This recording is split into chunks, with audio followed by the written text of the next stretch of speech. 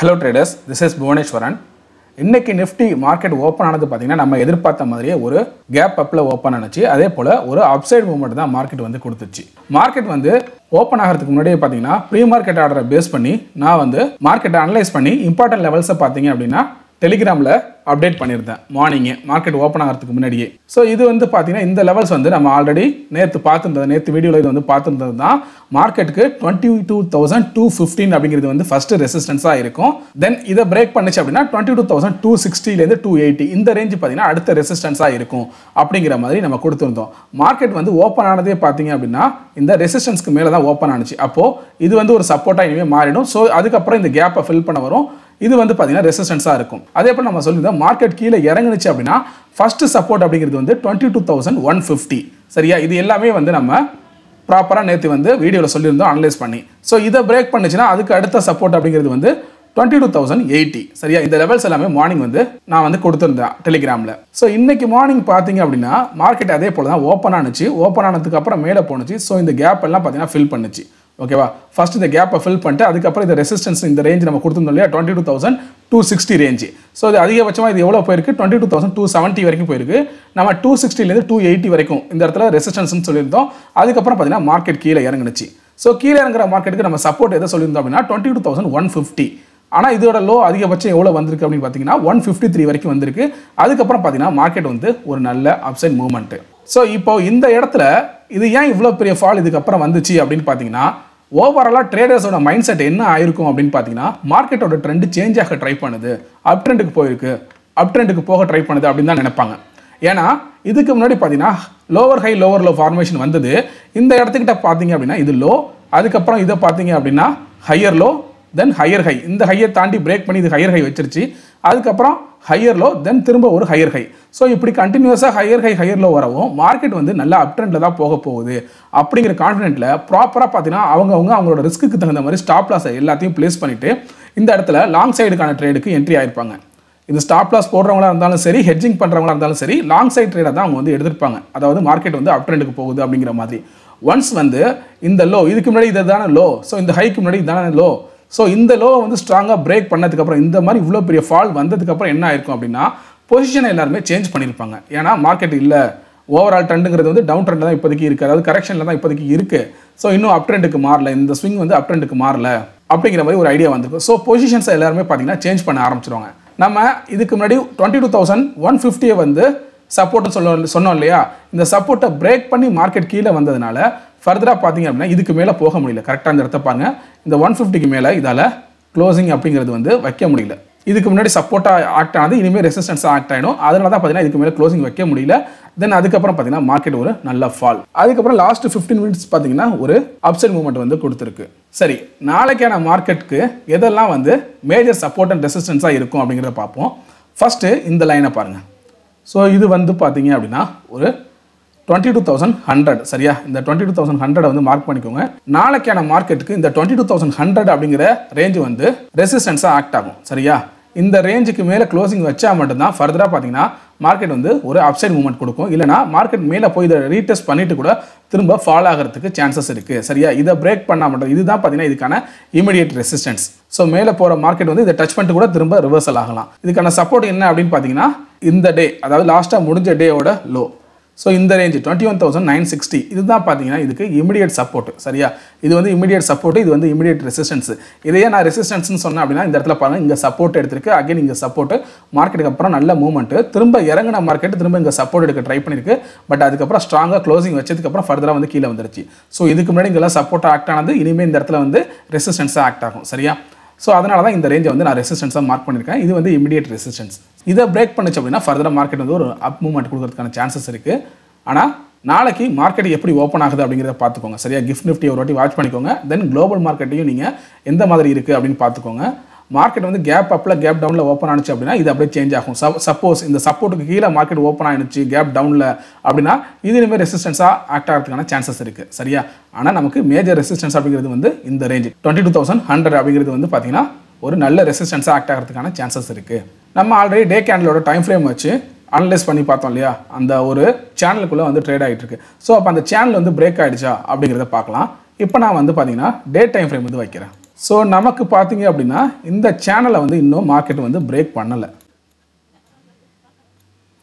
So கரெக்டாக பார்த்தீங்கன்னா இப்போது நல்லா தெரியுதா, இந்த சேனல் கிட்ட வந்து சப்போர்ட் எடுத்திருக்கு. சரியா? ஸோ மார்க்கெட் வந்து இதையும் தாண்டி க்ளோசிங் டே கேண்டில் வந்து க்ளோசிங் வச்சு தான் ஃபர்தராக பார்த்தீங்கன்னா ஒரு டவுன் சைட் மூவ்மெண்ட்டுக்கு ரெடி ஆகும். ஆனால் இப்போ வரைக்கும் பார்த்தீங்கன்னா இப்போ ஒரு கரெக்டான ஒரு சப்போர்ட் கிட்ட இருக்குது. சரியா? முன்னாடி இந்த ரேஞ்ச் நம்ம சொன்னோம், ஃபிபோனாக்கி ரீட்ரேஸ்மெண்ட்டை போட்டு பார்க்குறப்போ நமக்கு 0.68 கிட்ட இது இருந்துச்சு. ஸோ இங்கே சப்போர்ட் எடுக்க சான்சஸ் இருக்குது அப்படின்னு நம்ம சொன்னோம். ஆனால் மார்க்கெட் மேலே போய் பார்த்தீங்கன்னா செல்லிங் ப்ரெஷர் அதிகமாக இருக்கிறனால கீழே வந்துருச்சு. ஈவன் அது நமக்கு பிரேக் ஆனால் கூட இந்த சேனலோட சப்போர்ட்டுங்கிறது வந்து இந்த இடத்துல இருக்குது. ஏன்னா நமக்கு இந்த இடத்துல பாருங்கள் ஒவ்வொரு டைமும் இங்கே வந்து சப்போர்ட் எடுத்துருக்கு. ஸோ இந்த சேனலை பிரேக் பண்ணி க்ளோசிங் வச்சா ஃபர்தராக மார்க்கெட் வந்து டவுன் சைட் மூவ்மெண்ட்டுக்கு போக ட்ரை பண்ணுது அப்படிங்கிற மாதிரி எடுத்துக்கலாம். ஸோ நாளைக்கு மார்க்கெட் வந்து இதில் சப்போர்ட் எடுக்குதா இல்லை இதை வந்து பிரேக் பண்ணி க்ளோசிங் வைக்குதா அப்படிங்கிறத பார்த்துட்டு அதுக்கப்புறம் உங்களோட டைரக்ஷனை வந்து நீங்கள் ஃபைனலைஸ் பண்ணிக்கோங்க. இதுக்கு கீழே டே கேண்டில் க்ளோசிங் வச்சுது அப்படின்னா ஃபர்தராக டவுன் சைடுக்கோ இல்லை சைட்வேஸ் மூவ்மெண்ட்டுக்கோ மார்க்கெட் தயாராகிடும், மேலே போக ட்ரை பண்ணாது. இல்லை இந்த இடத்துல சப்போர்ட் எடுக்க ட்ரை பண்ணுச்சு அப்படின்னா மார்க்கெட் என்ன ஆகும், திரும்ப இந்த சேனலுக்குள்ளேயே ட்ரேட் ஆக ட்ரை பண்ணும். ஸோ இதையும் நீங்கள் வந்து ஒரு ஐடியா வச்சுக்கோங்க, மார்க்கெட் எப்படி ட்ரேட் ஆகிட்டு இருக்கு அப்படின்னு பார்த்துக்கோங்க. நெக்ஸ்ட் நம்ம பேங்க் நிஃப்டியை வந்து பார்க்கலாம். ஸோ அடுத்ததாக 15 மினிட்ஸ் கேண்டில் பார்க்குறப்போ இது வந்து என்னாச்சு அப்படின்னா ஒரு அப் ட்ரெண்டுக்கு மூவ் ஆகிற சேனல் மாதிரி தான் பார்த்தீங்கன்னா ட்ரேட் ஆக ஆரம்பிச்சுது. சரியா? இந்த இடத்துல பார்த்தீங்கன்னா உங்களுக்கு வந்து தெரியும் மார்க்கெட் பார்த்தீங்கன்னா இந்த சேனலுக்குள்ளே வந்து ட்ரேட் ஆகிட்டு இருக்கு. அப்போது இந்த சேனலை பிரேக் பண்ணாதுன்னு தான் எல்லாரும் நினச்சிக்கிட்டு இருந்திருப்பாங்க. ஸோ அதனால தான் பார்த்தீங்கன்னா எப்படி இந்த சேனலில் ட்ரேட் ஆகிட்டு திரும்ப மேலே போகும், இந்த சேனலுக்குள்ளே ட்ரேட் ஆகிறதுக்கு சான்சஸ் இருக்குது அப்படின்றத நிறைய பேர் என்ன பண்ணியிருப்பாங்க, மார்க்கெட் வந்து ட்ரெண்டு சேஞ்ச் ஆகிடுச்சு, இப்போ கரண்ட்டாக ஒரு அப் ட்ரெண்டுக்கு மூவ் ஆகும் அப்படிங்கிற மாதிரி ஃபீல் பண்ணியிருப்பாங்க. ஸோ இதையும் பிரேக் பண்ணதுனால தான் பார்த்தீங்கன்னா ஃபர்தராக மார்க்கெட்டால் மேலே போக முடியல. சரியா? ஸோ இதெல்லாம் வச்சு பார்க்கும்போது மார்க்கெட் வந்து இனிமேல் கொஞ்சம் டவுன் ட்ரெண்டில், அதாவது இந்த இடத்துல இப்போ வந்து சைட்வேஸில் இருக்கிறதுக்கான சான்சஸ் அப்படிங்கிறது வந்து இருக்குது. சரியா? நம்ம ஓவராலாக டே கேண்டில் வச்சு பார்க்குறப்போ சப்போர்ட் கிட்ட இருக்குது, ஆனால் இங்கே செல்லிங் ப்ரெஷரும் வந்து நமக்கு தெரியுது. சரியா? அதனால் மார்க்கெட்டில் ஒரு கன்ஃபியூசிங் மைண்ட் செட் தான் இப்போதைக்கு இருக்குது. ஸோ கொஞ்சம் கவனமாக வந்து ட்ரேட் பண்ண ட்ரை பண்ணுங்கள். சரியா? உங்களுக்கான இமிடியேட் ரெசிஸ்டன்ஸ் அண்ட் சப்போர்ட்டை வந்து ட்ரா பண்ணி வச்சுக்கோங்க. நெக்ஸ்ட்டு பேங்க் நிஃப்டி எந்த மாதிரி இருக்குது அப்படிங்கிறத பார்க்கலாம். ஸோ நம்ம பேங்க் நிஃப்டி வந்து சொல்லியிருந்தோம் ஒரு நல்ல இதெல்லாம் பிரேக் பண்ணி, சரியா, இந்த ஹையை பிரேக் பண்ணி ரெசிஸ்டன்ஸை பிரேக் பண்ணி தான் க்ளோசிங் வச்சிருக்கு. ஸோ மார்க்கெட் வந்து அப்சைட் மூவ்மெண்ட் கொடுக்குறதுக்கு சான்சஸ் இருக்குன்னு சொல்லியிருந்தோம். அதே போல் ஃபர்ஸ்ட் 15 மினிட்ஸ் கேண்டில் பார்த்தீங்கன்னா நல்ல ஒரு அப்சைட் மூவ்மெண்ட் கொடுத்துச்சு. ஸோ இந்த கேப் எல்லாம் பார்த்தீங்கன்னா ஃபில் பண்ணிடுச்சு. சரியா? பேங்க் நிஃப்டி இந்த கேப் எல்லாம் ஃபில் பண்ணிட்டு நம்ம இதையும் சொல்லியிருந்தோம். சரியா? மார்க்கெட் இன்கேஸ் மேலே போணுச்சு அப்படின்னா பேங்க் நிஃப்டிக்கு இந்த ப்ரீவியஸ் டே இந்த டேவோட லோ வந்து பார்த்தீங்கன்னா உங்களுக்கு ரெசிஸ்டன்ஸாக இருக்குன்னு சொல்லி இதை வந்து மார்க் பண்ணியிருந்தோம். சரியா? ஸோ அதே போல் இந்த ரேஞ்ச் வரைக்கும் பார்த்தீங்கன்னா மார்க்கெட் போயிட்டு அதுக்கப்புறம் ஒரு செல்லிங் ப்ரெஷர் திரும்ப சப்போர்ட் எடுத்துகிட்டு மேலே போனது. இதுக்கப்புறம் இந்த ரேஞ்சை வந்து பிரேக் பண்ண முடியல, ரெசிஸ்டன்ஸை பிரேக் பண்ண முடியல. அதுக்கப்புறம் பார்த்தீங்கன்னா ஒரு நல்ல ஃபால் அப்படிங்கிறது வந்து வச்சிருச்சு. சரியா? ஸோ இப்போது இனிமேல் நாளைக்கான மார்க்கெட்டுக்கு எது வந்து மேஜர் சப்போர்ட் அண்ட் ரெசிஸ்டன்ஸாக இருக்கும் அப்படின்னு பார்த்தீங்கன்னா இந்த பாயிண்ட்டை வந்து நோட் பண்ணிக்கோங்க. ஸோ இந்த ரேஞ்சை பாருங்கள். ஸோ இந்த 47,400 இந்த ரேஞ்சை வந்து பாருங்கள். ப்ரீவியஸ் டே பார்த்தீங்கன்னா இங்கே சப்போர்ட் எடுத்துச்சு, அதுக்கப்புறம் இங்கே சப்போர்ட்டு, தென் இதுக்கப்புறம் இங்கே சப்போர்ட் எடுத்து அதுக்கப்புறம் மார்க்கெட் மேலே போணுச்சு. சரியா? ஸோ இந்த சப்போர்ட்டை ஸ்ட்ராங்காக பிரேக் பண்ணதுக்கு அப்புறம் பார்த்தீங்கன்னா மார்க்கெட் திரும்ப மேலே போக ட்ரை பண்ணுச்சு. ஆனால் இந்த 47,400 ரேஞ்சை தாண்டி க்ளோசிங் வைக்க முடியல. ஃபர்தராக பார்த்தீங்கன்னா ரீடெஸ்ட் பண்ணிட்டு திரும்ப அகைன் வந்து ஒரு நல்ல ஃபால். சரியா?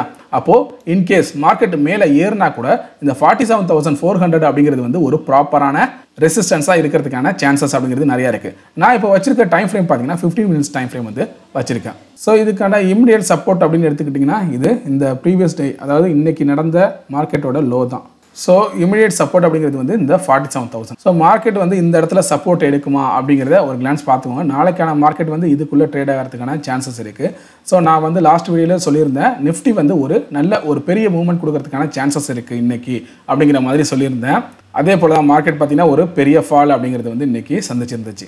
அதே போல் நாளைக்கான மார்க்கெட் எப்படி இருக்க வாய்ப்பு இருக்குது அப்படின்னு பார்த்தீங்கன்னா ஒரு சைட்வேஸ் மார்க்கெட்டாக இருக்கிறதுக்கு கூட சான்சஸ் இருக்குது. ஸோ ப்ரைஸ் பார்த்தீங்க அப்படின்னா இதுக்குள்ளேயே சுற்றுறதுக்கான சான்சஸ் அப்படிங்கிறது இருக்குது. இந்த சப்போர்ட் அண்ட் ரெசிஸ்டன்ஸை ப்ராப்பராக நோட் பண்ணிக்கோங்க.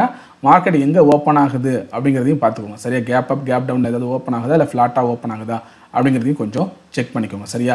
மார்க்கெட்டில் பெரிய பெரிய ஃபால் இந்த மாதிரி கேப் இதெல்லாம் வந்து இப்படி ஃபால் ஆகிறதுனால நம்மளால் ப்ராப்பராக வந்து இமிடியேட் சப்போர்ட் அண்ட் ரெசிஸ்டன்ஸை நம்மளால் ஃபைண்ட் பண்ண முடியல.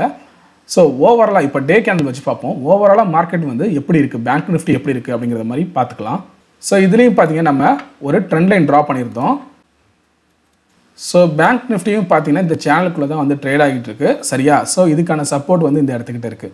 இன்னும் பேங்க் நிஃப்டி வந்து பார்த்தீங்கன்னா இதுக்கு முன்னாடியே ஸ்விங்கோட இந்த லோ இதை வந்து பிரேக் பண்ணாதான் நம்ம ஆல்ரெடி சொல்லியிருப்போம் 46,300 சரியா. இதை பிரேக் பண்ணி கீழே வந்தால் மட்டும்தான் ட்ரெண்ட் அப்படிங்கிறது வந்து சேஞ்ச் ஆகும். அதர்வைஸ் இது கிட்ட வந்துட்டு கூட இந்த சேனலோட லோ கிட்ட சப்போர்ட் எடுத்துகிட்டு திரும்ப ரிவர்ஸ் ஆகிறதுக்கான சான்சஸும் இருக்குது சரியா.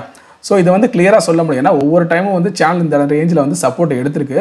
ஸோ இந்த டைம் இங்கே வந்து சப்போர்ட் எடுக்கிறதுக்கான சான்சஸும் அதிகமான வாய்ப்பு இருக்குது. அதே போல் இதை பிரேக் பண்ணவும் வாய்ப்பு இருக்குது சரியா.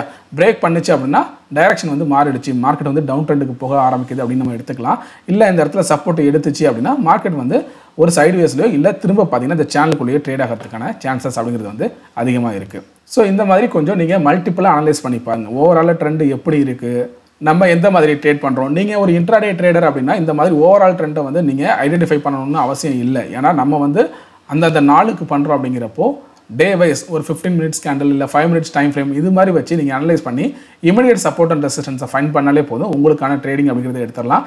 ரெண்டாவது, ட்ரேட் பண்ணுறப்போ ப்ராப்பராக ரிஸ்க் ரிவார்டை ஃபாலோ பண்ணுங்கள், ஸ்டாப் லாஸை ப்ராப்பராக ஃபாலோ பண்ணுங்கள். அதே போல் டார்கெட்டையும் செட் பண்ணி நீங்கள் ட்ரேட் பண்ண பாருங்கள். அப்போ தான் ஒரு ப்ராஃபிட் அப்படிங்கிறத வந்து உங்களால் புக் பண்ண முடியும். நீங்கள் ஒரு ஆப்ஷன்ஸ் ட்ரேடர், ஆப்ஷன்ஸை ஹோல்டு பண்ணுறீங்க, வீக்லி மந்த்லி இந்த மாதிரி ஆப்ஷன்ஸை ஹோல்டு பண்ணுறீங்க அப்படின்னா அப்போது இந்த மாதிரியான அனாலிசிஸும் உங்களுக்கு வந்து தேவைப்படும். ஏன்னா ட்ரெண்டு சேஞ்ச் ஆகிடுச்சா இல்லை எங்கே வந்து சப்போர்ட் எடுக்க போகுது அப்படிங்கிற மாதிரி. ஸோ இந்த மாதிரி நீங்கள் மல்டிப்ளாக கொஞ்சம் அனலைஸ் பண்ணி பாருங்கள். அப்போ தான் உங்களால் கிளியரான ஒரு டைரெக்ஷனை ஐடென்டிஃபை பண்ண முடியும். ஸோ இந்த வீடியோ உங்களுக்கு பிடிச்சிச்சுன்னா லைக் பண்ணுங்கள், உங்கள் ஃப்ரெண்ட்ஸ்க்கும் ஷேர் பண்ணுங்கள். உங்களுக்கு ஏதாவது சந்தேகம் இருந்தால் கமெண்ட் பண்ணுங்கள். மறக்காமல் சப்ஸ்கிரைப் பண்ணுங்கள். தேங்க்யூ.